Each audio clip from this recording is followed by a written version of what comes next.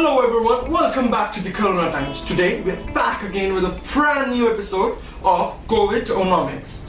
Today we are also pleased to have with us Mr. Peppermint. Hello Mr. Peppermint.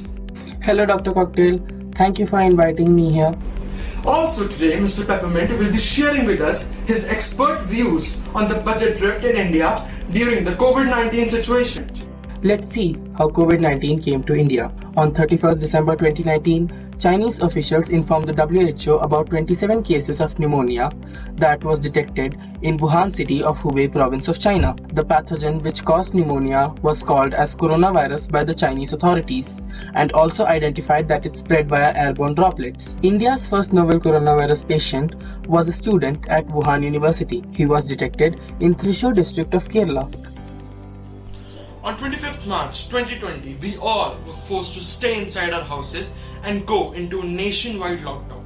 It has affected the automobile sector, the transport sector, the industrial activities. Summing all the things up, we clearly see that it has affected the economy of India. In the graph in this slide, we can also see that how the economy has been affected and how it is inversely proportional to the COVID death. Now we'll be looking at unemployment. Unemployment in India rose from 6.7% on 15th March to 26% on 19th April. The daily wage workers, construction workers and vendors were the worst hit due to this pandemic, thus leading them to go to bed with an empty stomach. Under the lockdown, less than a quarter of India's $2.8 trillion economic movement was functional.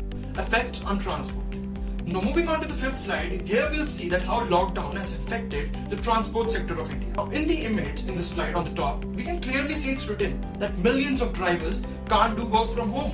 And it's true, how can they? Now, basic meaning of lockdown is to stay at one place and not migrate from one place to another. Due to this reason, major companies and major businesses like Ola and Uber, there is big fall in the graph. Also, no transport means no automobiles, and no automobiles leads to a downfall in the sale of automobiles. Next, we'll be looking at the industrial demand and supply. The sudden closure of businesses around the world has contributed to a massive economic shock, and policymakers have scrambled to do whatever they can do to contain the damage. Interstate importing and exporting reduced drastically due to the sealing of ports and airstrips by the state governments. Effect on tourism. Now here we'll be discussing that how lockdown has affected the tourism sector of India. Now this sector is not only affected in India, but it is majorly affected worldwide. Due to the fear of spread of corona, or you can say due to lockdown, people have stopped going from one place to another, therefore leading to unemployment in one more sector, that is tourism.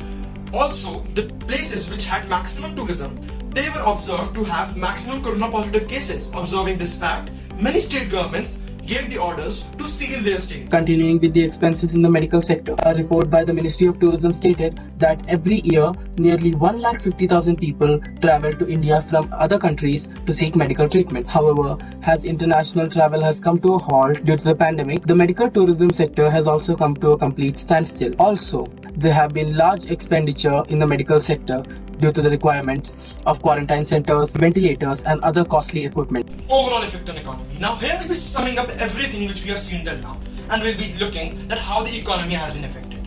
Clearly we can see that the economy has went down. Also, people have lost jobs, homes, family and most importantly, lives. Talking about the lost jobs, we can clearly see that how the unemployment rate has increased in the year 2020. Unlocking the country. After spending almost a fifth of the year or 68 days in lockdown, India and Indians can resume their normal activities again and help revive our country.